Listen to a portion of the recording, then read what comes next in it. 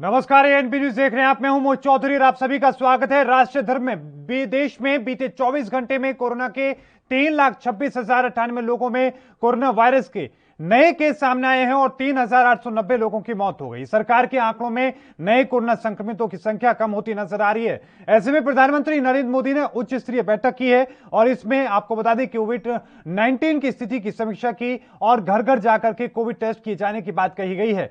प्रधानमंत्री मोदी ने कहा कि गांव में स्वास्थ्य सेवाओं को बढ़ाने जाने की जरूरत है। आशा कार्यकर्ताओं से मिलकर कोविड की लड़ाई में तेजी लाई जाएगी और प्रधानमंत्री मोदी ने कहा कि गांवों तक ऑक्सीजन की सप्लाई के इंतजाम किए जाएं। तो वहीं उत्तर प्रदेश, हरियाणा, मध्य प्रदेश, राजस्थान सहित कई राज्यों के गांवों में लगातार कोरोना लगातार बढ़ता नजर आ रहा है। लोग हर रोज तिल तिल कर मरने को मजबूर हैं क्योंकि लोगों को टेस्ट नहीं उनके हो पा रहे हैं। टेस्ट हो गया तो अस्पतालों में बेड नहीं मिल पा रहे और अगर कोरोना से जान चली गई तो सम्मान से अंतिम संस्कार नहीं हो पा रहा है। सरकार हर रोज अपने आंकड़े दिखा करके राहत का दावा करती है, अपना पीठ थपथपाने का काम कर रही है, मगर इन आंकड़ों को जुटलाने का काम गंगाओं में बह रहे शव कर रहे हैं, अस्पतालों में लंबी कतारें कर रही हैं तो शमशान घाटों में लंबी कतारें लगातार अभी भी लगी हुई हैं। आलम यह है कि गंगा में बहते शवों की भी लंबी कतारें देखने को मिल रही हैं, लेकिन इससे भी बड़ी चिंता गांव में देखने को मिल रही है, जहां पर लोग वैक्सीन और टेस्टिंग का बेसब्री से इंतजार कर रहे हैं और यह इंतजार कितना लंबा होगा ये कोई नहीं जानता।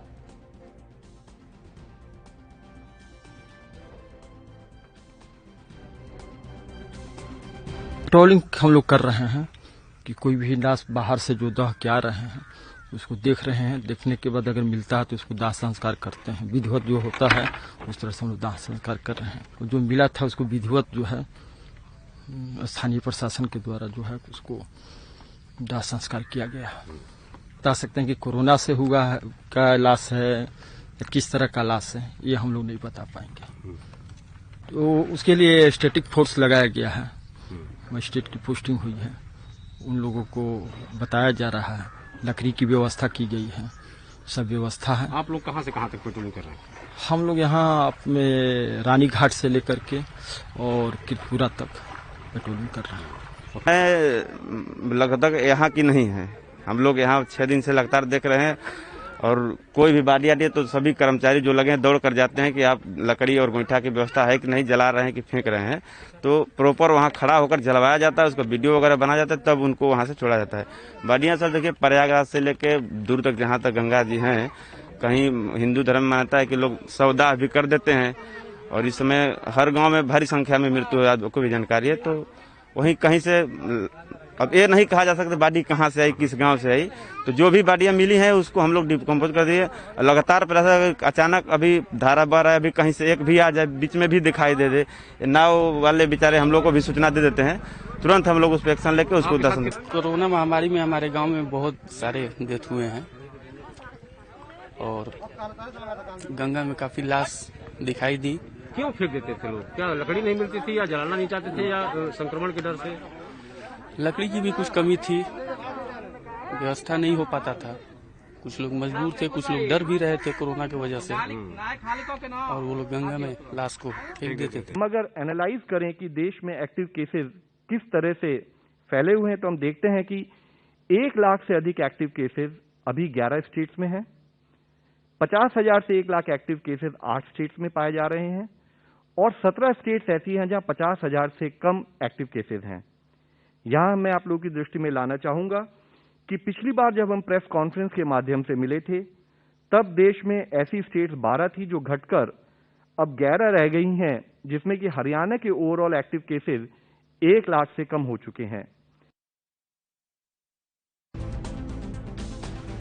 सिलसिला लगातार जारी है, लेकिन जो आंकड़े सरकार दिखाने का दावा करती है, जो आंकड़े सामने लाती है, उन आंकड़ों में मौत की संख्या कम हो रही है और साथ में संक्रमितों की संख्या भी कम हो रही है, लेकिन साथ में अंतिम संस्कार पर लगी लंबी कतारें सवाल पूछ रही हैं उन सरकारों से जो आंकड़े में ये अपनी पीठ थपथपाने का काम कर रहे हैं। उन लोगों से सवाल पूछे जा रहे हैं जो लोग ये कह रहे हैं कि शव जो गंगा में बह रहे हैं उन्हें रोक लिया गया है। अब उस तरह की स्थिति नहीं है, लेकिन ये तस्वीरें आज भी लगातार जारी रही। सैकड़ों की संख्या में लगातार जो संख्याओं में आज भी शवों का बहते रहने की तस्वीरें सामने आई हैं, लेकिन इन सब के बावजूद अभी भी सरकार खासतौर पर ग्रामीण क्षेत्रों को लेकर कोई खास कदम उठाती नजर नहीं आ रही है, क्योंकि ग्रामीण क्षेत्रों में इस वक्त स्थिति और भी ज्यादा भयावह होती नजर आ रही है, क्योंकि ग्रामीण क्षेत्रों में ना तो टेस्टिंग है और ना ही टेस्टिंग के साथ साथ वैक्सीनेशन है। और इसी को लेकर लगातार जो ग्रामीण हैं वो गुहार लगा रहे हैं सरकार से, लेकिन सरकार इसको लेकर क्या कदम उठाएगी और कब तक उठाएगी ये देखना भी एक बड़ी बात है। लेकिन उससे पहले ये जो तस्वीरें हैं, इन तस्वीरों को देखने के बाद हर कोई सिहर जाए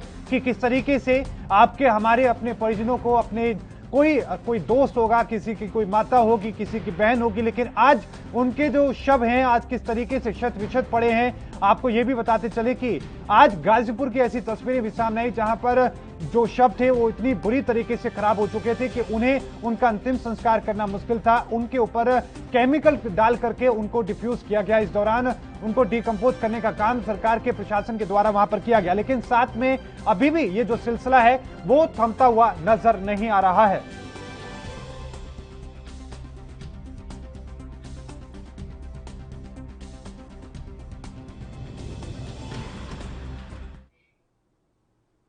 अब देश के उत्तर प्रदेश के इन तमाम हालातों को लेकर ही हम चर्चा करने की कोशिश करें कि आखिरकार ये जो हालात पैदा हुए हैं कैसे इनसे निकला जाए और इनके लिए आखिरकार जिम्मेदार कौन है। संजय श्रीवास्तव हमारे साथ जुड़ चुके हैं बीजेपी से, आपका बहुत बहुत स्वागत है सर ये एनपी न्यूज पर।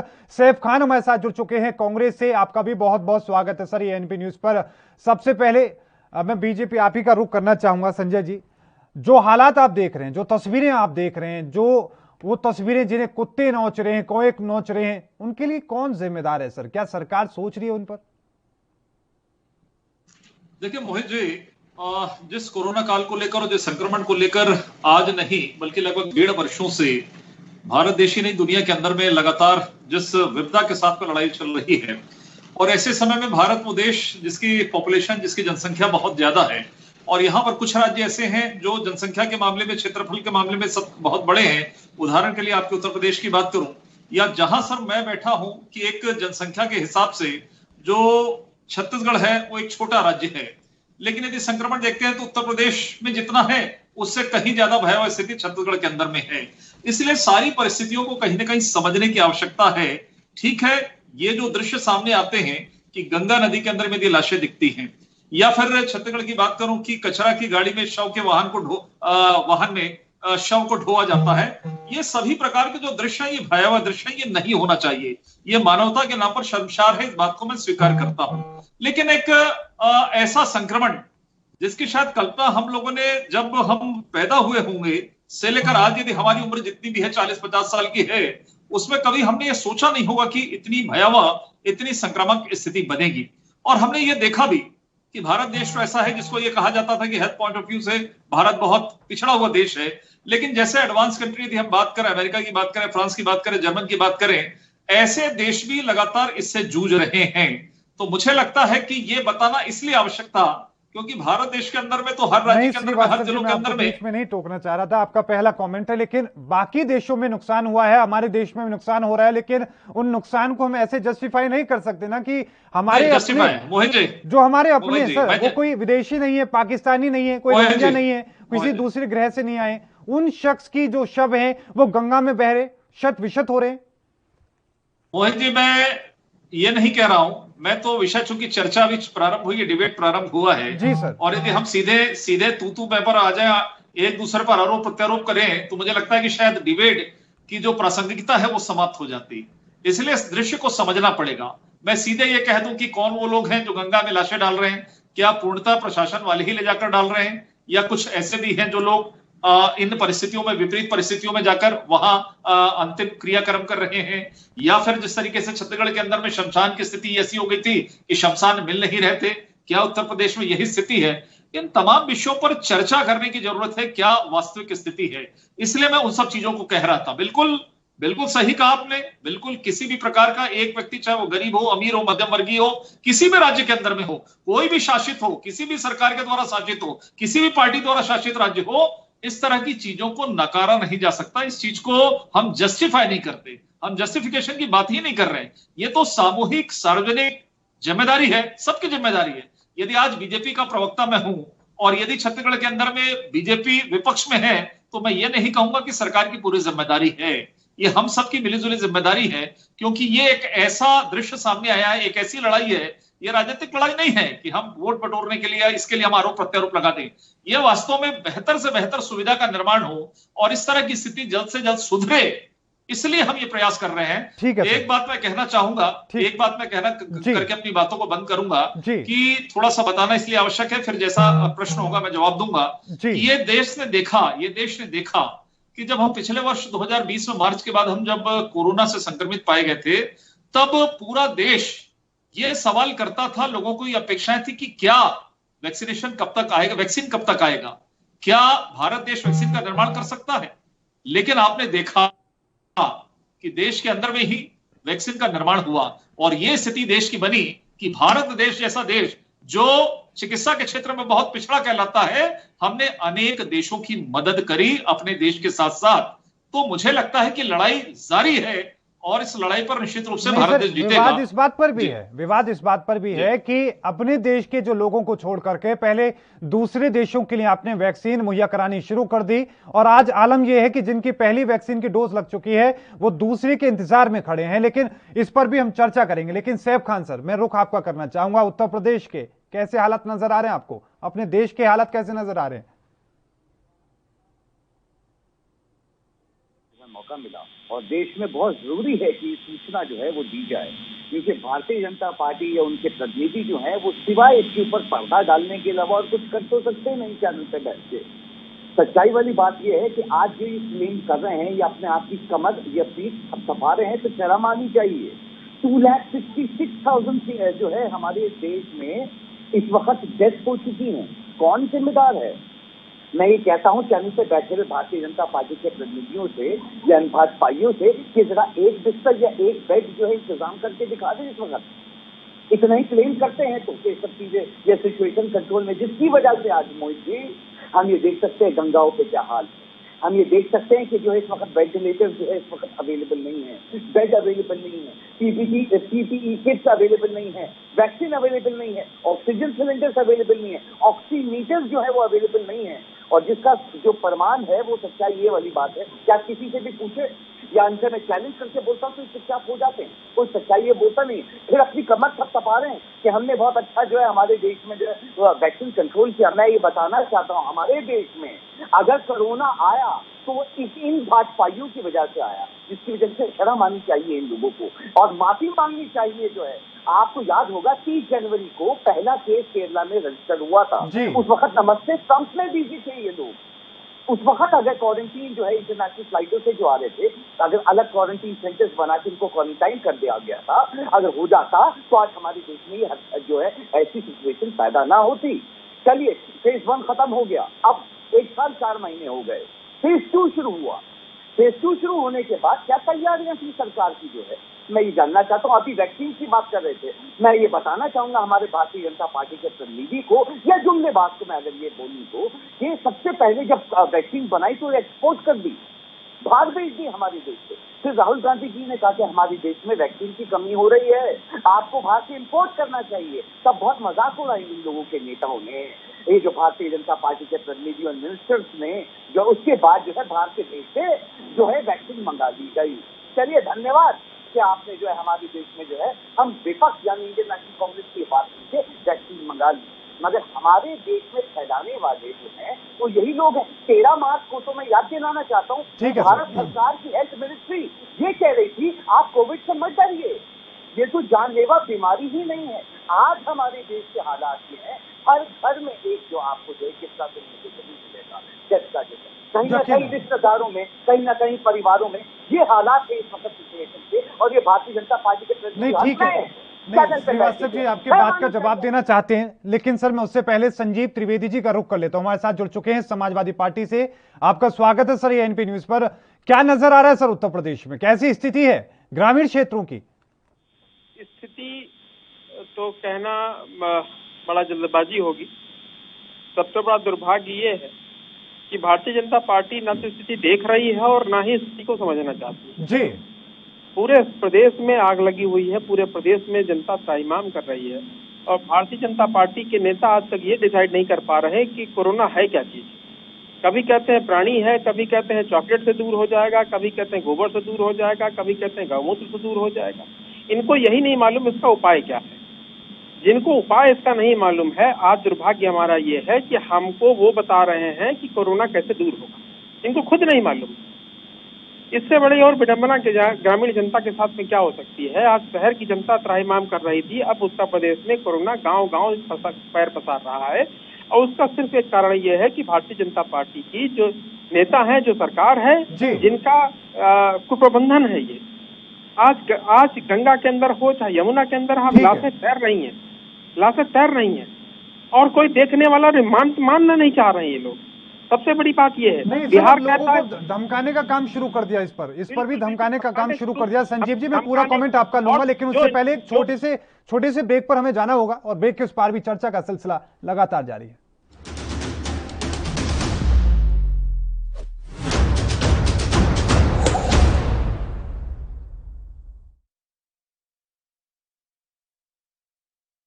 गुरु तेग बहादुर मेरा नाम जोगिंदर सिंह, हेड ग्रंथी गुरुद्वारा तमतान साहब, ਜ਼ਿਲ੍ਹਾ ਜੀਂਦ। ਸ੍ਰੀ ਗੁਰੂ ਤੇਗ ਬਹਾਦਰ ਮਹਾਰਾਜ ਜੀ ਨੇ ਇਸ ਪਾਵਨ ਪਵਿੱਤਰ ਸਥਾਨ ਤੇ ਆਪਣੇ 2 ਵਾਰੀ ਚਰਨ ਸਪਰਸ਼ ਕੀਤੇ। ਜਦੋਂ ਉਹਨਾਂ ਨੇ ਕੈਥਲ ਸਰ ਕੀਤਾ, ਢਵਾਣਾ ਸਰ ਕੀਤਾ, ਇਹ ਸਤਿਗੁਰਾਂ ਜੀ ਦਾ ਪਾਵਨ ਸਥਾਨ ਜਾਣ ਕੇ ਇਹ ਸ੍ਰੀ ਸਾਹਿਬ ਸਤਿਗੁਰਾਂ ਜੀ ਤੇ ਇੱਥੇ ਸੁਭਾਈਮਾਨ ਕੀਤੀ ਗਈ। ਰਾਜਾ ਗਜਪਤ ਰਾਏ ਜੀਂਦ ਰਿਆਸਤ ਦਾ ਰਾਜਾ ਸੀਗਾ, ਜੋ ਗੁਰੂ ਸਾਹਿਬ ਜੀ ਤੋਂ ਬਹੁਤ ਪ੍ਰਭਾਵਿਤ ਸੀਗਾ। ਅੱਗੇ ਚੱਲ ਕੇ ਉਸ ਦਾ ਪੋਤਰਾ ਜਿਹੜਾ ਰਾਜਾ ਰਘੁਵੀਰ ਸਿੰਘ ਜੀ, ਉਸ ਨੇ ਇਸ ਪਾਵਨ ਸਥਾਨ ਨੂੰ ਗੁਰੂ ਕੇ ਲੰਗਰਾਂ ਵਾਸਤੇ ਕਰੀਬਨ 750 ਏਕੜ ਜ਼ਮੀਨ ਜਿਹੜੀ ਉਹ ਭੇਟ ਕੀਤੀ। ਧੰਨ ਗੁਰੂ ਤੇਗ ਬਹਾਦਰ ਸਾਹਿਬ ਮਹਾਰਾਜ ਜੀ ਦੀ ਇਸ ਸਥਾਨ ਤੇ ਬਹੁਤ ਵੱਡੀ ਕਿਰਪਾ ਹੈ। ਜਿਹੜਾ ਵੀ ਇਸ ਸਥਾਨ ਤੇ ਹੁੰਦਾ ਹੈ, ਅੱਜ ਵੀ ਗੁਰੂ ਸਾਹਿਬ ਜੀ ਕਿਰਪਾ ਕਰਦੇ ਨੇ।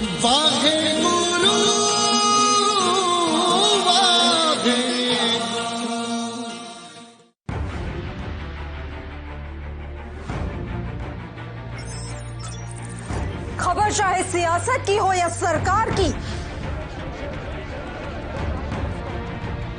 खबर चाहे भ्रष्टाचार की हो या गुनहगार की,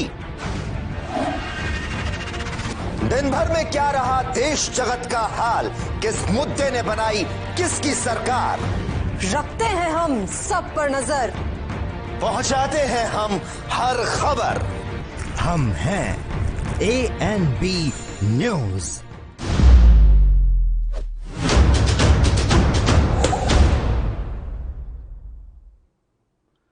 ब्रेक के बाद भी आपका स्वागत है। लगातार चर्चा जारी है, लगातार चर्चा इसी बात को लेकर कि उत्तर प्रदेश और देश के जो हालात आज बन चुके हैं, उनको लेकर आखिरकार कौन जिम्मेदार है और कैसे इन हालातों से बाहर निकला जाए। लगातार तीनों मेहमान हमारे साथ बने हुए हैं। संजीव जी, रुख मैं आप ही का फिर से करना चाहूंगा, अपना कमेंट पूरा करें।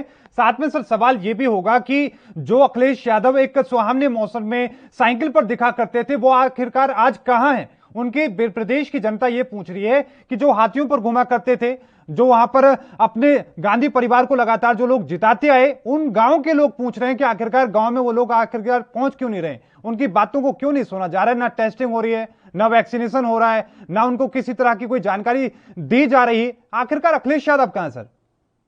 देखिए, सबसे बड़ा आप जो बात कह रहे हैं, अभी मैं पूरी बात वही खत्म कर लूँ, मैं आपकी कोई जवाब का भी देता हूँ कि ये जैसे अभी आप श्रीवास्तव जी आपके कह रहे थे, भारतीय जनता पार्टी के नेता, कि अब यहाँ उत्तर प्रदेश में ग्राफ नीचे गिर रहा है। ग्राफ नीचे नहीं गिर रहा है, आंकड़े सरकार छुपाना चाह रही है।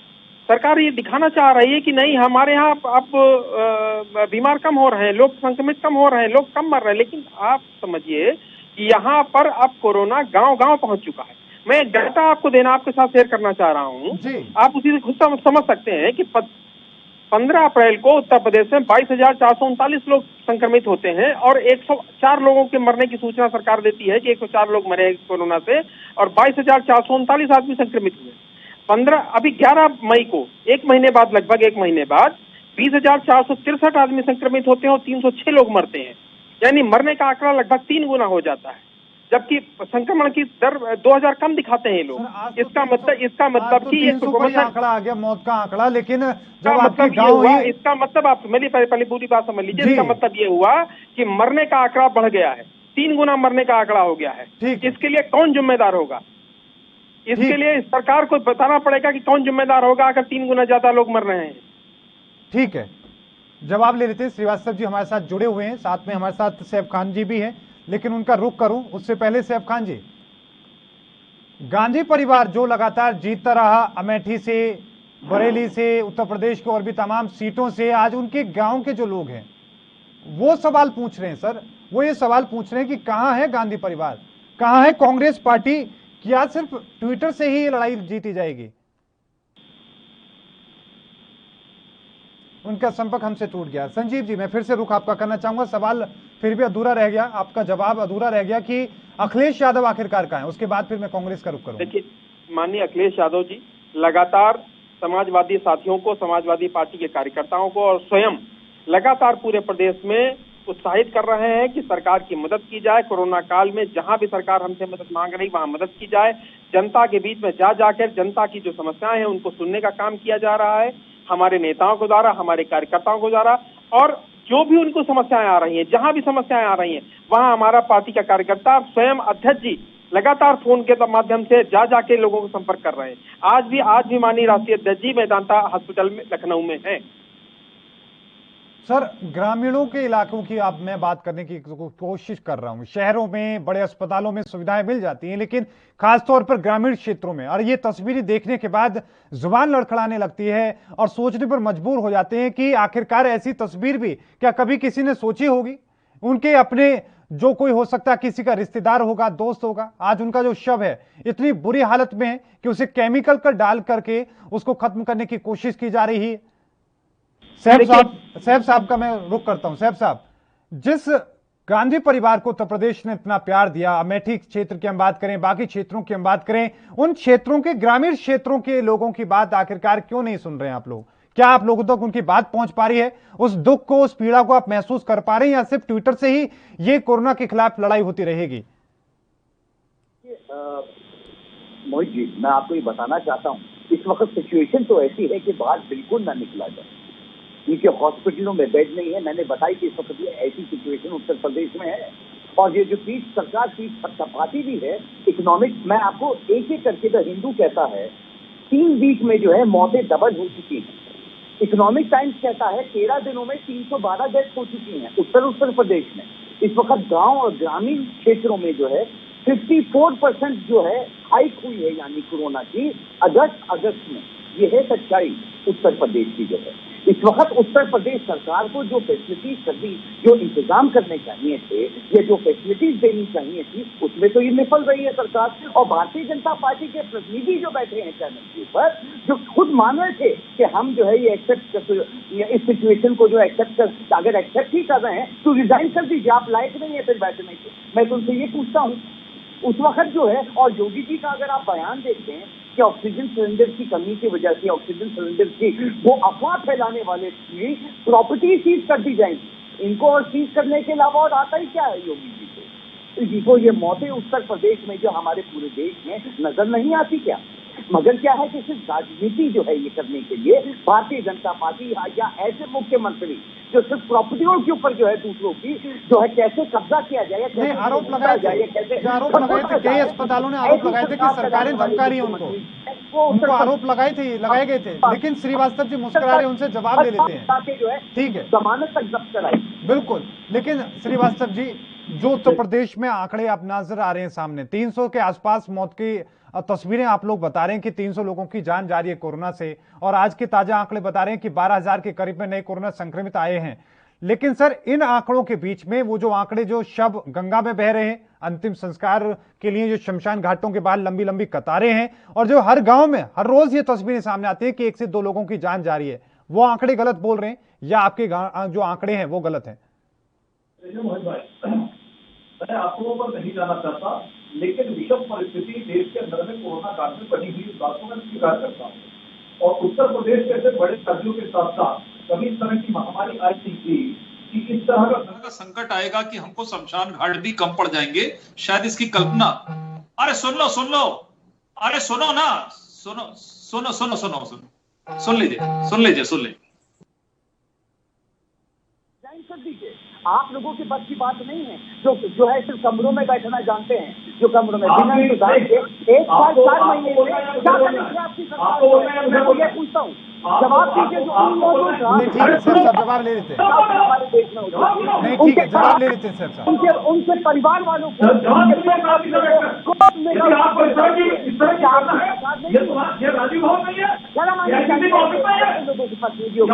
नहीं सर साहब ऐसे नहीं। देखिए बहुत गंभीर मुद्दे पर हम लोग बात कर रहे हैं, तो तस्वीरें देखकर विचलित हो जाते हैं। इन तस्वीरों को देख करके सोचो उनके अपने उत्तर प्रदेश के ग्रामीण क्षेत्रों के लोग जब देखते होंगे कि उनके अपने इस तरीके से उनकी बेकदरी हो रही है, वो लोग क्या सोचते हैं। श्रीवास्तव जी नहीं श्रीवास्तव जी नहीं ठीक है। नहीं श्रीवास्तव जी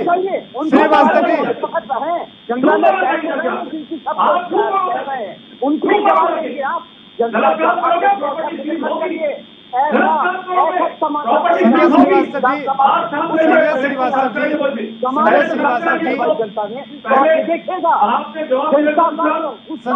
ठीक है साहब, ठीक है खान साहब, एक बार जवाब पूरा सुन लेते हैं। संजय जी जी आप अपनी बात करें। ठीक है सर, अपनी बात करें आप। नहीं सर, आप अपनी बात करें। आप डूबने मरने की बात उनको कह रहे हैं, सुझाव तो सर ये आप ये सुझाव जो उनको दे रहे हैं, ये लोग हर रोज महसूस कर रहे हैं। लोग तिल तिल कर मरने को मजबूर हो रहे हैं। हमने वो बयान भी सर आपको सुनवाया, वो तस्वीरें दिखा रहे हैं जी। नहीं डिस्टर्बेंस कुछ नहीं, आप बातें रखें अपनी। ये कौन होते इस्तीफा मांगने वाले? इसके बाद इसे मांगना था वो अमेठी छोड़कर वायनाड चले गए। जरा शांति से सुन लीजिए। उत्तर प्रदेश की चिंता कांग्रेस क्या करेगी? इनके तो राष्ट्रीय सभा के राष्ट्रीय अध्यक्ष जो फिर बदलने के जुगाड़ में लगे हैं, वो चले गए वायनाड और केरल में मुक्ति खाते हैं। ये स्थिति कांग्रेस की है और इस्तीफे का सपना बंद कर दीजिए। ये तो जनता के हाथ में रहता है कि जनता किसको बैठाना चाहती है। मोदी जी अभी जिला पंचायत पंचायतों को दूसरी पार्टियां जीती हैं। मैं आप दोनों को रोकना चाहूंगा, इस तरीके से चर्चा नहीं हो पाएगी। ग्रामीण क्षेत्रों में जो लोग मास्क के लिए तरस रहे हैं, जो लोग इलाज के लिए तरस रहे हैं, वो तस्वीरों को देखेंगे तो वो विचलित होंगे कि उनके जो चुने हुए नुमाइंदे हैं वो इस तरीके से लड़ रहे हैं। रुकेंगे एक छोटे से ब्रेक, ब्रेक के उस पार चर्चा फिर से शुरू करें।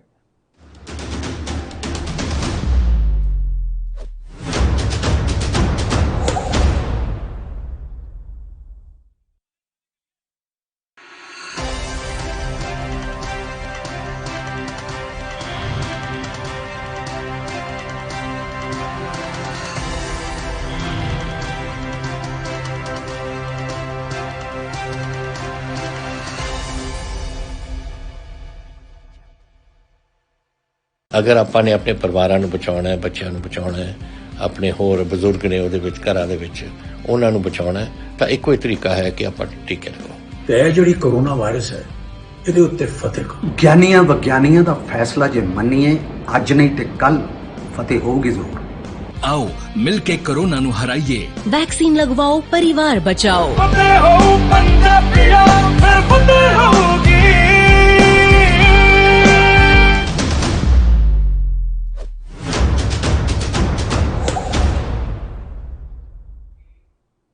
ब्रेक के बाद एक बार फिर से आपका स्वागत है। लगातार चर्चा जारी है, कोशिश रहेगी कि सही तरीके से चर्चा हो सके। आप सभी से मेरा निवेदन यही है कि हल्ला ना मचाएं, झगड़े ना, लेकिन जो कोशिश ये है कि जो लोग हमें देख रहे हैं, जो लोग सुन रहे हैं, वो हालातों को देख करके समझें कि इसको लेकर सरकार क्या कदम उठा रही है, क्या कदम उठाने की जरूरत है और उनका विपक्ष क्या कर रहा है। जो वो पार्टियां जो लगातार हितैषी बनने का दावा करती हैं वो क्या कर रही हैं, वो भी उनको समझ में आए। संजय जी, मैं फिर से रुख आपका करना चाहूंगा और समझने की कोशिश करना चाहूंगा, ये जो आंकड़े आ रहे हैं सर, आंकड़ों को लेकर आप क्या कहेंगे सर? इन आंकड़ों पर क्योंकि चिंता व्यक्त होती है आंकड़े देख करके कि सरकार अपनी पीठ थपथपा रही है, केंद्र सरकार भी थपथपा रही है, उत्तर प्रदेश सरकार भी थपथपा रही है, लेकिन ग्रामीण क्षेत्रों में जब जाकर देखते हैं तो कुछ नहीं निकलता। बहुत जो दर्दनाक तस्वीरें दिखती हैं। उम्मीद करता हूं कि मामला बड़ा संवेदनशील है, इसलिए चर्चा में संवेदनशीलता के साथ संबोधित करें। जी, और यदि मैं कह रहा हूं तो पूरा सुन ले, उसके बाद सामने जिसको कहना है मैं पूर्णतः सुनूंगा। नहीं ठीक है, इतना मैं संवेदनशील व्यक्ति। सुन लीजिए नहीं ठीक है। और इस्तीफे की बात है, दम है तो चुनाव में आ जाइए। इस्तीफे की बात जो रहे क्या मलाई खाने के लिए, सरकार बनाने के लिए? लोग तो सुन लीजिए, बीच में नहीं, बाद में बोलिएगा, मैं सुनूंगा। लोग छोड़कर चले गए, जो राष्ट्रीय अध्यक्ष हुआ करते थे उत्तर प्रदेश छोड़कर चले गए केरल, और केरल में कहते थे कि यहाँ के लोग जागरूक हैं, उत्तर प्रदेश के नहीं। ये रिकॉर्डेड बयान है, सुन लीजिए, अरे सुन लीजिए, गया जमाना संजय जी ऐसे गया। अरे फिर आप बीच में बोलते हैं, जाइए आज की जो स्थिति अरे है, तो आज की बीच जो में क्यों? हालात हैं, अरे उस पर चर्चा कर सर, लेते हैं। मोहित भाई, मैं एक ऐसे पार्टी का प्रवक्ता बैठा हूं जो विश्व की सबसे बड़ी पार्टी है, जो देश के अंदर में केंद्र में सरकार है, जो 18 राज्यों में हम सरकार में है। हम जनता से चुनी हुई पार्टी के प्रतिनिधि यहां पर बैठे हैं, इसलिए मैं संवेदनशीलता के साथ में बात कर रहा हूं। लेकिन शर्म की बात, रिजाइन की बात, यदि कांग्रेस एक अदनी सी पार्टी जो हो गई है, उसका प्रवक्ता कहेगा तो जवाब सुनना पड़ेगा। और यदि मेरे ऊपर आरोप लगता है, मैं संवेदनशीलता के साथ में सुनूंगा, मुझे कहीं दिक्कत नहीं है। अभी ये हाल है, सरकार में नहीं है तो आगे क्या होगा? नहीं संजय जी, आप और क्या तकलीफ है? आप अपना जवाब दें, मोहित जी एक फिर बीच में बोल रहे हैं, रुकिए सर साहब, ऐसे चर्चा नहीं हो पाएगी, ऐसे बात ना तो ऑल इंडिया कांग्रेस कमेटी का ऑफिस नहीं है भैया। वो दर्शक जो इंतजार कर रहे हैं देखने का, वो समझने का, वो भी नहीं समझ पाएंगे। सर एक बार संजय जी अपनी बात पूरी करें, उसके बाद सैफ जी का रुख करूंगा। मैं फिर से कह रहा हूं मोहित जी, देश के अंदर में, दुनिया के अंदर में भयावह स्थिति है। अभी हम मित्र कह रहे थे, मैंने सुना, दिक्कत है, हम उसको स्वीकार करते हैं, हम सरकार के अंदर में हम जवाबदारी लेंगे, हम भागेंगे नहीं। जिस तरीके से 2-4 राज्यों के अंदर में कांग्रेस की सरकारें हैं जो केवल आरोप लगाने का काम कर रही है, चाहे पंजाब की बात करें, राजस्थान की बात करें, छत्तीसगढ़ की बात करें, हम वो नहीं करेंगे। हम इस विपरीत परिस्थितियों में लड़ने का काम कर रहे हैं। और निश्चित रूप से एक मौत, 1 लाख मौत नहीं, एक मौत यदि होती है तो ये हमारी एक बहुत बड़ी क्षति है। लेकिन केंद्र सरकार ईमानदारी के साथ में काम कर रही है। देखिए, आपदा है, आपदा में किसी ने सोचा नहीं था कि इस तरह की स्थिति आएगी, और करोड़ों की संख्या में इस तरह की मेडिसिन की बात करें, या ऑक्सीजन की बात करें, या सिलेंडर्स की बात करें, हॉस्पिटल्स की बात करें, इस तरह की स्थिति यदि हम खड़ा कर ले, ये स्थिति नहीं थी। मैं केवल केंद्र की बात नहीं कर रहा हूं, देखिए राज्यों के अंदर में तो राज्यों को करना है, केंद्र से मदद लेकर राज्यों को खड़ा करना है, लेकिन मिलजुल कर काम हो रहा है। और मुझे लगता है, देखिए, कोरोना की कोई इलाज, अभी ये कह रहे थे सपा के हमारे मित्र कि कोरोना को समझ ही नहीं पाए बीजेपी के लोग, तो मैं उनको आमंत्रित करता हूं इसी चैनल के अंदर में, कोरोना क्या है वो खुद बता दे आके। दुनिया जूझ रही है, WHO वहां पर रोज नए नए नॉर्म्स दे रहे हैं, हमारे ICMR रोज नए नॉर्म्स दे रहे हैं, हम उनके अनुसार चलने का प्रयास कर रहे हैं। हमारे और आप हम नहीं कर सकते, इसलिए यदि आप समझ गए हैं, जिन नॉर्म्स की आप बात कर रहे हैं, लेकिन बात सवाल वहां से उठनी शुरू हो जाते हैं ना। उन्नाव के जब बीजेपी के जो विधायक वहां से वो गौमूत्र पीते हुए कहते हैं कि यही इसका इलाज है, जब वो देखते हैं कि इंदौर में वहां के जो बीजेपी के नेता हैं वो वहां पर जो गाय के गोबर से खुद को स्नान करने की कोशिश करते हैं, तो लोग सवाल उठाते हैं। वो देखते हैं कि उत्तराखंड के पूर्व CM वो ये कहते हैं कि वो भी एक जीव है कोरोना, तो सवाल तो उठेंगे ना सर। देखिए मोहित जी, मैं इस पर भी अपना वक्तव्य देना चाह रहा हूं। देखिए, ये हिंदुस्तान है, ये हमारे यहाँ संस्कार है, संस्कृति है, हमारी आस्थाएं हैं इस देश के अंदर में। और हमने ये देखा भी है कि यदि घर के अंदर किसी एक व्यक्ति को पहले कभी खांसी बुखार आता था, तो हमारी जो ग्रैंड मदर रहती थी वो देसी इलाज से भी हमको कहीं ना कहीं ठीक करती थी। यह विश्वास आज भी देश के अंदर में करोड़ों लोगों के मन में है। तो इसलिए यदि इस तरह की चीजें, सर सुन लीजिए ना, मेरी बात तो सुन लीजिए, मैं ये नहीं कर रहा हूं, मैं उसको जस्टिफाई नहीं कर रहा हूं सर। नहीं सर, ये जस्टिफाई का तरीका हो गया ना सर। नहीं, जस्टिफाई नहीं कर रहा हूं, वो दर्शक सुन रहे होंगे सर, उनके ऊपर भी गलत प्रभाव पड़ेगा इन सब चीजों का। जो हमारे बुजुर्ग करते थे, जो किया उन्होंने वो किया, लेकिन आज जब WHO ने कुछ नियम बनाए हैं, जो हमारे केंद्र की सरकारों ने, स्वास्थ्य मंत्रालय के द्वारा जो जारी किए गए, उन्होंने मना नहीं किया सर। मानना पड़ेगा। एक मिनट मोहित जी, उन्होंने जो वक्तव्य दिया है, उन्होंने मना नहीं किया किसी को वैक्सीन का। आपको याद दिलाना चाह रहा हूं, वैक्सीन नहीं लगवाने का जो वक्तव्य आया था वो राहुल गांधी जी का था कि इसका पूरा पहले वो हो जाना चाहिए, ट्रायल हो जाना चाहिए, तमाम प्रकार की बातें। छत्तीसगढ़ के हमारे मुख्यमंत्री ने कहा ये काम, ये यदि देश के अंदर में किसी ने ये चीज फैलाया है तो उसके लिए कांग्रेस जिम्मेदार है। चलिए ठीक है सैफ खान सर, मैं रुख फिर से आप ही का करना चाहूंगा। जो तमाम आरोप उनकी तरफ से आपके ऊपर लगाए गए, उनका जवाब भी, लेकिन साथ में एक सवाल ये भी कि आप लोकसभा का जब चुनाव होता है तो महागठबंधन बना लेते हैं, तमाम छोटी से बड़ी पार्टियों को एक साथ मिला करके सरकार को बनाने की आप कोशिश करते हैं, लड़ते हैं, तमाम चीजें होती हैं, लोगों से जुड़ते हैं, लेकिन आज ग्रामीण क्षेत्रों के जो लोग हैं उनकी आवाज क्यों नहीं बन पा रहे हैं आप लोग? बिल्कुल, मैं आपको बताना चाहता हूँ, लगातार राहुल गांधी जी हमारी पार्टी के हर स्तर से जो है मदद कर रहे हैं, आवाज नहीं मदद कर रहे हैं, साथ जितना कर सकते हैं। मगर बात क्या है, भारतीय जनता पार्टी के जो प्रतिनिधि यहाँ पे बैठ के सिर्फ भाषण देना चाहते हैं, क्या पूछा था? नहीं संजय जी रुक जाइए। उनसे पूछा था कि इस वक्त प्रेजेंट सिचुएशन जो है उसको ख्याल रखा, उसको टेक केयर करने के लिए 1 साल 4 महीने मिले थे। उस वक्त ये सरकार क्या कर रही थी? हो रही थी। और आज मैंने बताया आपको, जो है आपने खुद ने बताया कि जो है बहुत सारे इनके अपने तरीके जो है, उसमें से एक रमेश चंद्र जो है दिवाकर जी भी हैं बीजेपी के एमएलए, जो कह रहे थे कोरोना तो चला गया, फिर कोरोना से पीड़ित हुए, उनकी डेथ हो गई।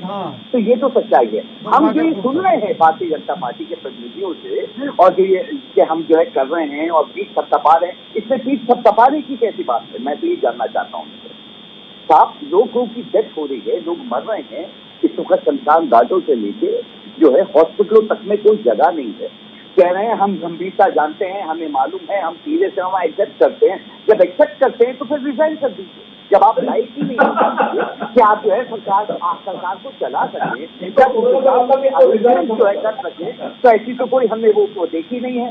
और बार जो है राहुल गांधी जी जो है बार सरकार को सूचना दी गई कि आप जो है वैक्सीन बाहर से मंगा दो, वैक्सीन मत भेजिए। सोनिया गांधी जी ने जो है सोनिया गांधी जी ने बताया सरकार को कि वो जो है वैक्सीन हमारे देश से बाहर नहीं भेजनी चाहिए, जो है इस वक्त हमारे देश में जरूरत है। मगर ये सरकार जो है अंधी और बहरी सरकार तो है। इसका जवाब जो है आप बेसिकल रही जो आपके बोल रहे थे, उत्तर प्रदेश में विधानसभा इलेक्शन आने तो दीजिए।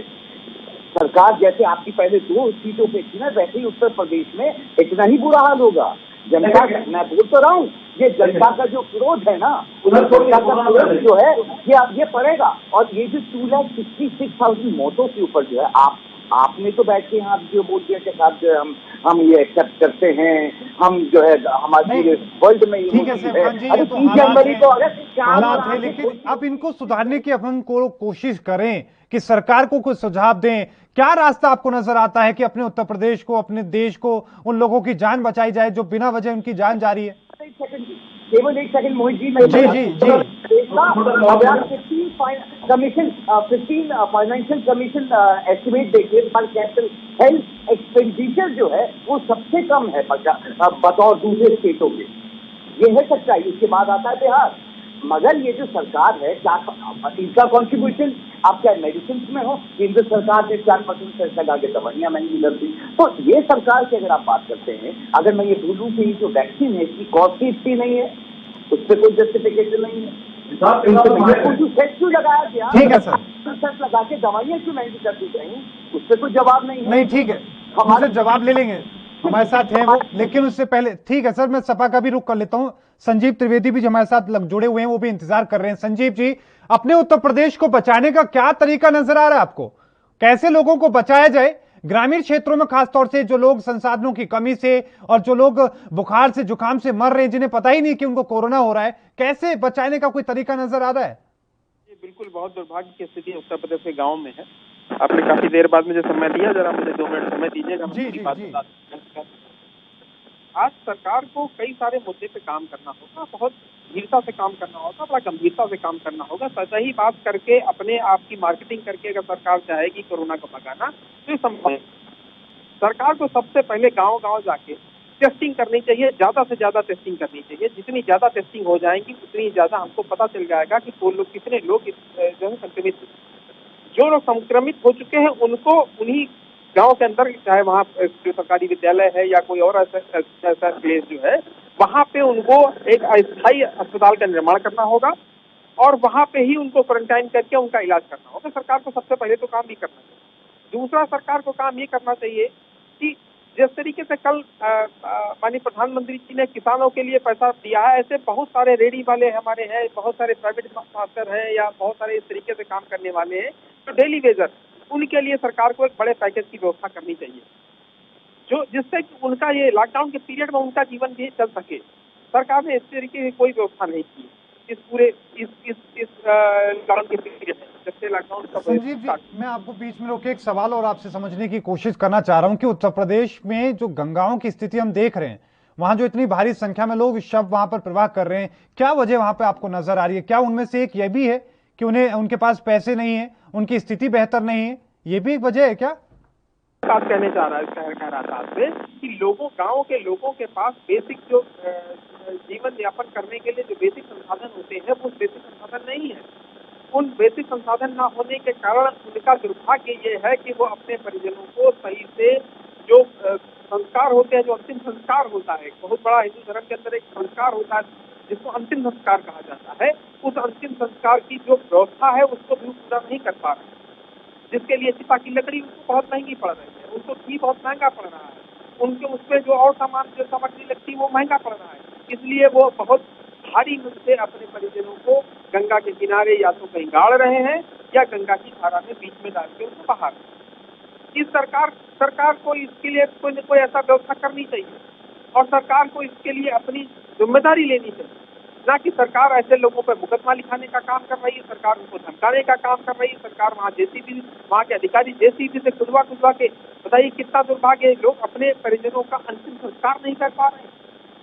इससे बड़ा और क्या दुर्भाग्य हो सकता है?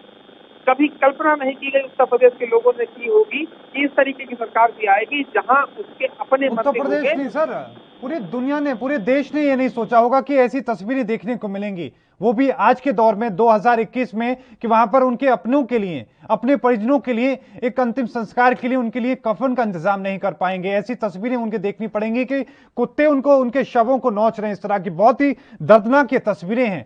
लेकिन संजय जी, मैं फिर से रुख आप ही का करना चाहूंगा, क्या अब तरीका क्या आपको नजर आ रहा है, क्या सरकारें कर रही हैं कि खासतौर पर ग्रामीण क्षेत्रों को लेकर? आज प्रधानमंत्री ने उच्च स्तरीय बैठक की है और वो भी गांव को लेकर चिंतित नजर आए हैं, लेकिन ये कब तक उनको लेकर वहां पर सुविधाएं पहुंच पाएंगी? के करिए, जब तक उसका रिजल्ट पॉजिटिव नहीं आएगा तब तक बैठक का कोई मतलब नहीं। आपको रिजल्ट दिखाना है और रिजल्ट आज हमारे गाँव के लोग, ठीक है संजीव जी, ठीक है हमारे गाँव के लोग परेशान हैं, ठीक है, उसको संबल देना पड़ेगा, उसको मजबूती लानी पड़ेगी, उसके मनोबल को ऊपर करना पड़ेगा। ठीक है संजय जी, मैं फिर से रुक करूंगा आपका। संजीव जी, मैं फिर से रुक करूंगा। संजय जी हमारे साथ जुड़े हुए हैं, एक बार उनसे समझ लेते हैं। संजय जी, आज बड़ी बैठक हुई है, प्रधानमंत्री मोदी ने भी चिंता जाहिर की है ग्रामीण क्षेत्रों को लेकर, कब तक उन लोगों को राहत मिलेगी सर? निश्चित रूप से माननीय प्रधानमंत्री संवेदनशीलता के साथ में लगातार बैठकें कर रहे हैं और ये कहना कि बैठक नहीं सीधे परिणाम, कोई जादुई छड़ी तो है नहीं कि सीधे परिणाम आ जाएगा। उसके लिए लगातार बैठकें होंगी, प्रदेशों के मुख्यमंत्रियों के साथ में कोऑर्डिनेशन करके, गवर्नर के साथ में कोऑर्डिनेशन करके हर राज्यों की समीक्षा माननीय प्रधानमंत्री जी कर रहे हैं। और ये बात सत्य है कि जो पहला स्ट्रेन आया था वो शहरों तक सीमित था और जो सेकंड स्ट्रेन आया है इसका फैलाव, इसका स्प्रेड जो हुआ है वो ग्रामीण क्षेत्रों तरफ गया है। इसलिए चिंता स्वाभाविक तौर पर माननीय प्रधानमंत्री जी ने इस बात को कही है कि हमको अब ग्रामीण क्षेत्रों की ओर ध्यान देना पड़ेगा, क्योंकि वहां पर हेल्थ इंफ्रास्ट्रक्चर भी कंपैरेटिवली जो शहर के अंदर में जो व्यवस्था होती है उससे कमजोर होती है या कम होती है। इसलिए विशेष रूप से वहां पर हमको ध्यान देने की आवश्यकता है। एक बात मैं आपको ये कहना चाहूं, देखिए 2-3 विषय जो निकले हैं उस पर मैं जवाब देना चाहूंगा। आज बात होती है कि वैक्सीन की बात हुई थी कि वैक्सीन हमने बाहर क्यों कर दिया, बाहर क्यों भेजा। देखिए, यदि हम वर्ल्ड वाइड यदि हम बातचीत करें, एक देश दूसरे देश को मदद करते हैं। आज तमाम देश, जो अमेरिका कभी कांग्रेस की सरकार को कभी देखना पसंद नहीं करता था, से लेकर तमाम वो बड़े देश जो मजबूत देश है, आज हमारी मदद के लिए खड़े हैं इन विपरीत परिस्थितियों में। लगभग सभी, चाहे हम यूके की बात करें, चाहे फ्रांस की बात करें, चाहे फिर अमेरिका की बात करें, ये स्थिति माननीय मोदी जी ने देश के अंदर में लाया है। दूसरा विषय गरीब, एक मिनट सर, मेरी पूरी बात हो जाए। नहीं, सुनिए सर, जी जरूर। दूसरा विषय यह है कि मई और जून का लगभग 2600 करोड़ का राशन उन गरीब परिवारों के लिए जिनकी चिंता हम बैठकर यहां पर कर रहे हैं, उन्होंने किया। पीएमआई केयर फंड से 200 करोड़ रुपए के ऑक्सीजन प्लांट लग जाएं, जो 60 वर्षों में नहीं लगे कांग्रेस के समय में कभी, लेकिन 200 करोड़ रुपए के ऑक्सीजन सिलेंडर हर जिलों के अंदर में लग जाए। ये तमाम प्रकार की सी एक लंबी फहरिस्त है। वैक्सीन हर एक व्यक्ति को लग जाए, कमियां हैं, इस बात को हम स्वीकार करते हैं, लेकिन अभी बहुत सारी चीजों को छूट दी गई है और बहुत सारी कंपनियां वैक्सीन उत्पादन में लगी हैं। 2-3 महीनों के अंदर में जो चीज चर्चा में आई है कि वैक्सीन सबको लग जाएगा, ये स्थिति सामने आई है। अभी ये कह रहे थे कि राहुल गांधी, सर आ जाए, पॉलिटिकल है, राहुल गांधी कर रहे दिख नहीं रहे, ये वायरस की तरह है, जो वायरस दिखता नहीं है वैसे ही राहुल गांधी जी बहुत काम कर रहे हैं लेकिन दिख नहीं रहे। और बार बार ये हमारे मित्र जो कांग्रेस के इस्तीफे की बात कर रहे थे ना, तो अभी तो असम, बंगाल हारे, केरल हारे हैं, इस्तीफा किसका बनता है जरा एक बार विचार कर ले और मैसेज कर दे राहुल जी को, सोनिया जी को, इस्तीफा किसको देना है। इतनी भी नैतिकता नहीं है आपको कि चुनाव पे चुनाव हार रहे हैं लेकिन इस्तीफा नहीं। लेकिन बड़ी बेशर्मी के साथ यूपी सरकार इस्तीफा देगी। टीम बनाई गई थी, आपको कुछ नहीं मिलना। टीम 11 के नाम से सर 400 से ज्यादा बैठ के उन लोगों ने की और उन लोगों की जिम्मेदारी ये थी कि उत्तर प्रदेश से कोरोना को खत्म करना और लोगों को जागरूक करना, लेकिन ये दूसरी लहर आते ही उस टीम को खत्म कर दिया गया। तो क्या आज के जो मौजूदा हालात हुए हैं प्रदेश के अंदर, उत्तर प्रदेश में, इन लोगों की मौत के लिए जिम्मेदार उन लोगों को माना जाए?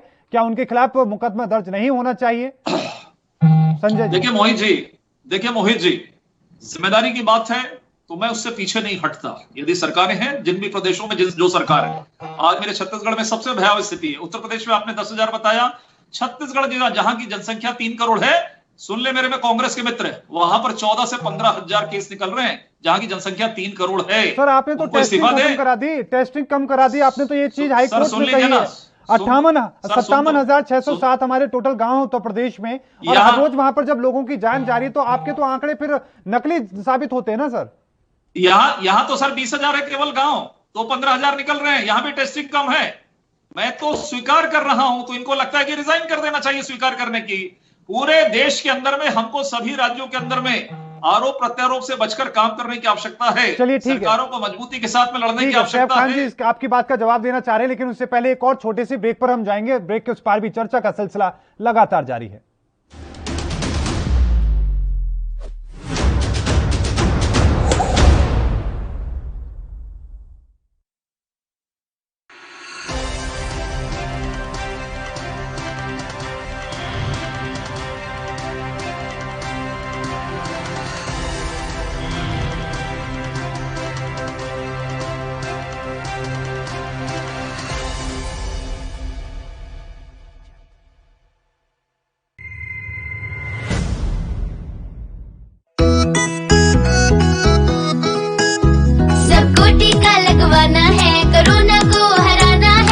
की सुरक्षा अपना कर सुरक्षा चक्र बनाना है।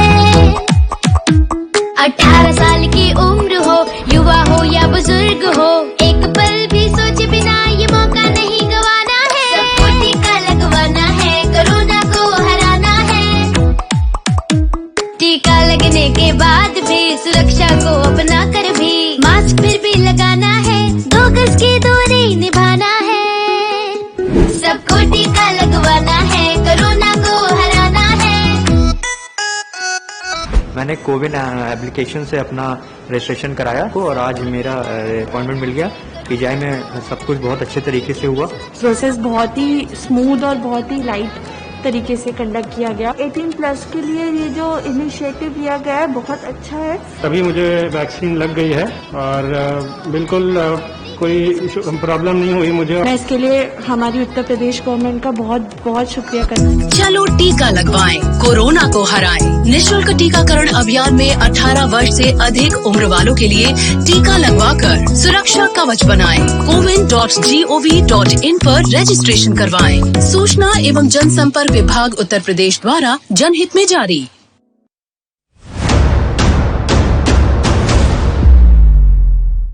हक की बात दोपहर 12 बजे सिर्फ ANB न्यूज पर।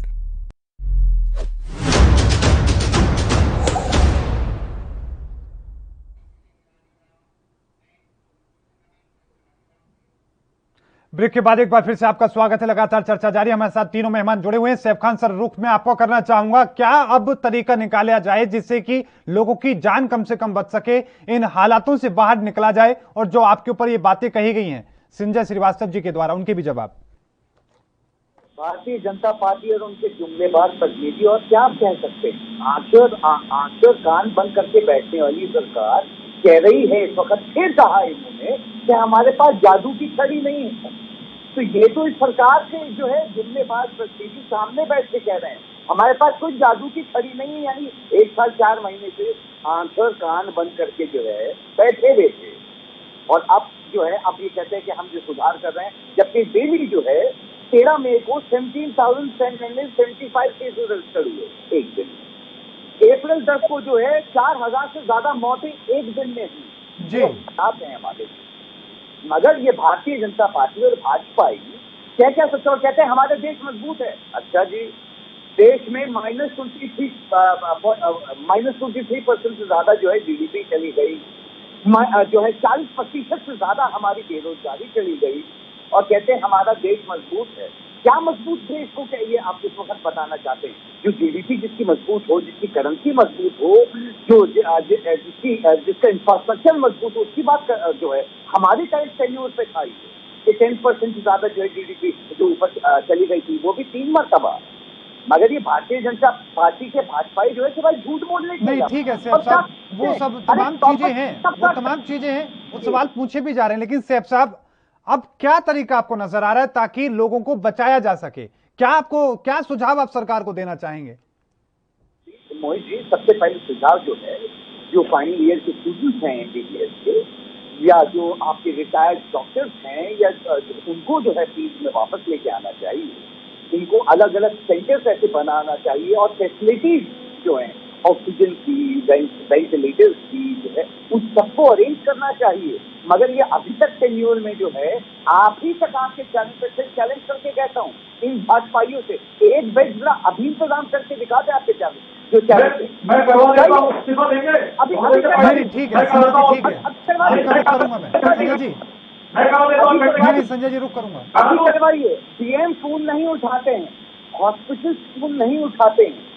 अपोलो दिल्ली में तो हालात ये हैं कि साहब 500 से ज्यादा वेटिंग है, और 700 से ज्यादा वेटिंग जो है आपकी कैलाश हॉस्पिटल, जहाँ आपके महेश शर्मा जी सांसद हैं गौतम बुद्ध नगर के, जो है यहाँ पे कोई बेड अवेलेबल नहीं है। अभी आप कह रहे हैं ना करवा देते हैं, करवाइए अभी मैं भी देखता हूँ चैनल से कौन से हॉस्पिटल में करवा। इतना निजी जाने की जरूरत नहीं है साहब, नहीं मेरी कोशिश है देश के सामने आनी चाहिए। नहीं करवाइए जरा। नहीं वो ठीक है, वो दावा कर रहे हैं, आप दावा कर रहे हैं, ठीक है, लेकिन मेरी कोशिश यही है कि आपके लिए हो सकता है बेड का इंतजाम करवा दे संजय जी, लेकिन वो ग्रामीण क्षेत्र के लोग जिन्हें अभी तक यही पता नहीं कि बुखार कोरोना है या फिर एक नॉर्मल होने वाला बुखार है, उसके लिए बेड छोड़ी सर, उसकी टेस्टिंग की व्यवस्था नहीं हो पा रही है, वो धक्के खाने को मजबूर है। आज मेरठ की तस्वीरें हमारे सामने आई, बड़ौत इलाके की, वहां पर किस तरह की तस्वीरें हैं कि अस्पताल बंद पड़े हैं, गांव में जो सीएचसी बनाए गए थे वो बंद पड़े हुए, लोगों की टेस्टिंग नहीं हो रही, वो दूसरे जिलों में उन्हें जाना पड़ रहा है, वहां पर भी टेस्टिंग नहीं हो रही।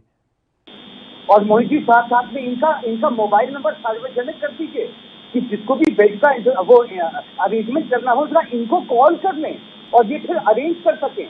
और वो मैं आपके चैनल से अनुरोध करता हूँ कि जो है केवल अभी 15 मिनट के लिए जो है इनका मोबाइल नंबर पे ले लीजिए, आपको पता चल जाएगा कि सच्चाई क्या है और इन भाजपाइयों की झूठ बोलने की आदत नहीं ठीक है साहब, वो तस्वीरें हम दिखा रहे हैं, सच्चाई क्या है वो तस्वीरें देख करके हर कोई अंदाजा लगा लेगा अभी इस वक्त क्या हालात अभी हैं, लेकिन कोशिश यही है कि कम से कम इनसे बाहर निकला जा सके। संजीव जी, मैं फिर से रुख आपका करना चाहूंगा, उत्तर प्रदेश में पंचायत चुनाव हुए, क्या लग रहा है कि ये एक बड़ी गलती रही जिसकी वजह से जो संक्रमण का प्रसार हुआ? देखिए, मैं शुरुआत से कहता चला आया हूं कि ये जो चुनाव, पंचायत का चुनाव हुआ है या बंगाल का चुनाव हुआ है या केरल और पांडुचेरी का, असम का इलेक्शन हुआ, कहीं का भी इलेक्शन कोरोना काल में कराना उचित नहीं था। सरकार अपनी जिद पे अड़ी रही और उस जिद के कारण आज पूरा प्रदेश त्राहिमाम कर रहा है। पूरे प्रदेश में जो हजारों लोग मर रहे हैं उसका बहुत बड़ा कारण ये चुनाव। जी, फिर आप लोगों ने कम से कम अपनी तरफ से कोशिश क्यों नहीं की? क्यों आपने राज्य निर्वाचन आयोग को एक बार तो पत्र लिख के कहा होता कि आप कम से कम कुछ दिन का इंतजार कर लीजिए, कोरोना की लहर आ रही है। जब पार्टी कार्यालय जब वहां बैठक हुई, चुनाव आयोग ने कहा तो सम्मानीय राष्ट्रीय अध्यक्ष ने कहा कि चुनाव अभी नहीं होना चाहिए, लेकिन उसके बावजूद भी ये सरकार इस बात पे अड़ी रही कि नहीं, हमको चुनाव कराना है। जबकि चुनाव कराने से कोई ना तो लाभ हुआ ना कोई हानि हुई, समझ, बल्कि इनकी पूरी कलाई खुल के आ गई, इनकी कलाई खुल गई, राजनीतिक रूप से इनकी कलाई भी खुल गई। और उसके बाद आज पूरा प्रदेश त्राहिमाम कर रहा है, हजारों लोग मर रहे हैं। उसका सिर्फ एकमात्र कारण है ये पंचायत के चुनाव। अगर ये चुनाव ना हुए होते तो शायद उत्तर प्रदेश आज सुरक्षित खुशहाल होता, लेकिन इनके कारण उसके कारण जो है ये पंचायत के चुनाव कराए इन्होंने। अपनी आखिरी कमेंट के रूप में मैं आपके पास आ रहा हूं, उत्तर प्रदेश में आप ग्रामीण क्षेत्रों के संदर्भ में क्या सुझाव सरकार को देना चाहेंगे कि स्थिति को बेहतर किया जा सके, लोगों की जान बच सके और ये प्रसार और ना हो, रुके यहीं पर? जल्दी से जल्दी मेडिकल इंफ्रास्ट्रक्चर को डेवलप करे, अपने सरकार ज्यादा से ज्यादा टेस्टिंग करे, साथ सरकार जल्दी से जल्दी सबको वैक्सीनेशन कराए। ये काम सरकार जितनी जल्दी करा ले जाएगी उतनी जल्दी उत्तर प्रदेश के ग्रामीण क्षेत्रों में रहने वाले लोग बच जाएंगे। अगर सरकार इस काम को ये ढोल पीटती रहेगी, नहीं हमने ये कराया वो कराया ऐसे कराया, जब समय था इनके पास तब इन्होंने कुछ भी नहीं कराया। आज जब सर के ऊपर आ गया है कोरोना, तब इनको सूझ रहा है कि वो हमको ऑक्सीजन प्लांट भी लगवाना है, हमको वहाँ पे वैक्सीनेशन भी इम्पोर्ट भी करनी है, ये काम तो इनको बहुत पहले कर लेना चाहिए। ठीक है सर। संजय जी, मैं रुख आपका करना चाहूंगा, आखिरी कमेंट के रूप में आपके पास आ रहा हूं। उत्तर प्रदेश के ग्रामीण क्षेत्रों के लिए सरकार को क्या कदम उठाने की तैयारी हो रही है, और खासकर उन ग्रामीण क्षेत्रों में जो पंचायत प्रतिनिधि बने हैं, जो लोग सरपंच बने हैं, प्रधान बने हैं, उन लोगों के लिए क्या कुछ आप लोग कदम उठा रहे हैं ताकि वो लोग अपने गांव के स्तर पर कम से कम इसको रोकने की कोशिश करें? संजय जी, क्या आपको हमारी आवाज मिल रही है? संजय जी की आवाज हम तक नहीं पहुंच रही है। सैफ खान सर, मैं रुख आपको फिर से करना चाहूंगा। उत्तर प्रदेश के ग्रामीण क्षेत्रों के लिए आप पंचायत प्रतिनिधियों के संदर्भ में क्या कहेंगे सर, कि क्या उन्हें जिम्मेदारी सौंप देनी चाहिए?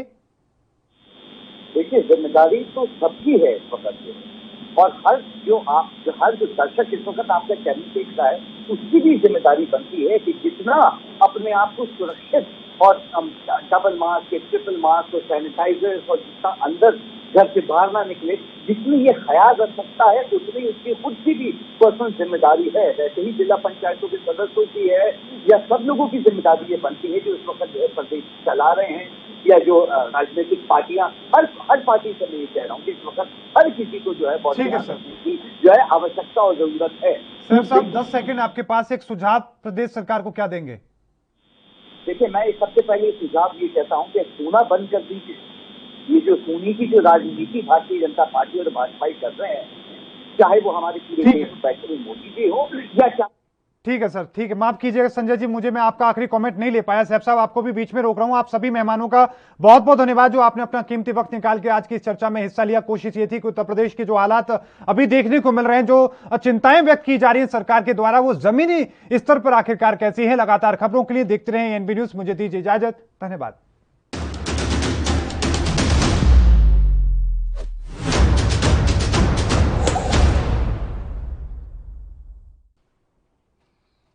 और इस बीच एक बड़ी खबर आपकी टीवी स्क्रीन पर। आपको बता दें कि पंजाब से इस वक्त की बड़ी खबर, नवजोत सिंह सिद्धू से हो सकती है पूछताछ। इस वक्त की बड़ी खबर आपकी टीवी स्क्रीन पर, सिद्धू समेत उनके करीबियों से पूछताछ हो सकती है। ये बड़ी और महत्वपूर्ण खबर पंजाब से। आपको बता दें कि कांग्रेस के कद्दावर और बड़े नेता माने जाने वाले नवजोत सिंह सिद्धू से पूछताछ विजिलेंस कर सकती है। पंजाब विजिलेंस से पूछताछ कर सकती है। मंत्री रहते गैरकानूनी रूप से फायदा पहुंचाने का आरोप उनके ऊपर लगा है, और विजिलेंस की जो टीम है वो उनसे पूछताछ कर सकती है। इस वक्त की बड़ी खबर आपकी टीवी स्क्रीन पर, एएनबी न्यूज आप तक पहुंचा रहा है पंजाब से। ये बड़ी और महत्वपूर्ण खबर आपकी टीवी स्क्रीन पर। आपको बता दें कि नवजोत सिंह सिद्धू और मुख्यमंत्री कैप्टन सिंह अमरिंदर के बीच में कई तरह की खटपट देखने को मिलती थी, लेकिन आज ये बड़ा झटका नवजोत सिंह सिद्धू को लगता हुआ नजर आ रहा है। आपको बता दें कि सिद्धू को उनसे पूछताछ हो सकती है। पंजाब विजिलेंस जो है वो उनसे पूछताछ कर सकती है।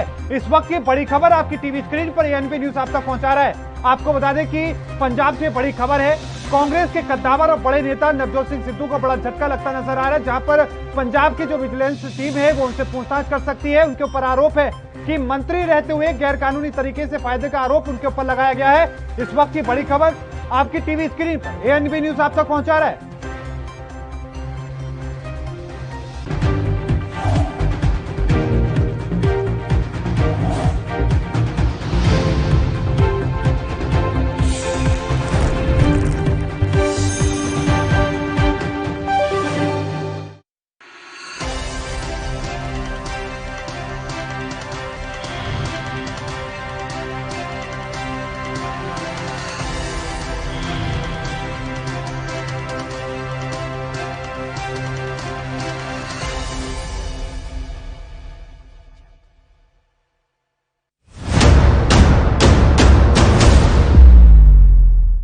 हक की बात दोपहर 12 बजे सिर्फ एएनबी न्यूज पर। लखनऊ से लेकर चंडीगढ़ तक, मुंबई से लेकर रायपुर तक, क्या है राजनीति की हलचल, क्या है समाज का मिजाज। राजधानी लाइव, हमारी नजर, आपका फैसला, हर रोज सुबह 8 बजे सिर्फ एएनबी न्यूज पर। पंजाब दी कोरोना खिलाफ जंग जारी है, तुसी भी इस जंग च अपना हिस्सा पाओ। अगर ਆਪਾਂ ਨੇ ਆਪਣੇ ਪਰਿਵਾਰਾਂ ਨੂੰ ਬਚਾਉਣਾ ਹੈ, ਬੱਚਿਆਂ ਨੂੰ ਬਚਾਉਣਾ ਹੈ, ਆਪਣੇ ਹੋਰ ਬਜ਼ੁਰਗ ਨੇ ਉਹਦੇ ਵਿੱਚ ਘਰਾਂ ਦੇ ਵਿੱਚ ਉਹਨਾਂ ਨੂੰ ਬਚਾਉਣਾ ਹੈ, ਤਾਂ ਇੱਕੋ ਹੀ ਤਰੀਕਾ ਹੈ ਕਿ ਆਪਾਂ ਟੀਕੇ ਲਗਾਓ। ਕੋਵਿਡ ਵੈਕਸੀਨ ਉਪਰੰਤ ਤੁਹਾਨੂੰ ਹਲਕਾ ਜਿਹਾ ਬੁਖਾਰ ਆ ਸਕਦਾ ਹੈ, ਜਿਸ ਤੇ ਘਬਰਾਉਣ ਦੀ ਲੋੜ ਨਹੀਂ। ਮੈਂ ਅੱਜ ਸੈਕੰਡ ਡੋਜ਼ ਲਵਾਈ ਹੈ, ਮੈਂ ਬਿਲਕੁਲ ਠੀਕ ਠਾਕ ਹਾਂ, ਮੈਨੂੰ ਕਿਸੇ ਕਿਸਮ ਦੀ ਕੋਈ ਤਕਲੀਫ ਨਹੀਂ। ਵੈਕਸੀਨ ਸੰਬੰਧੀ ਵਧੇਰੇ ਜਾਣਕਾਰੀ ਲਈ 104 ਹੈਲਪਲਾਈਨ ਤੇ ਕਾਲ ਕਰੋ। वैक्सीन लगाओ, परिवार बचाओ।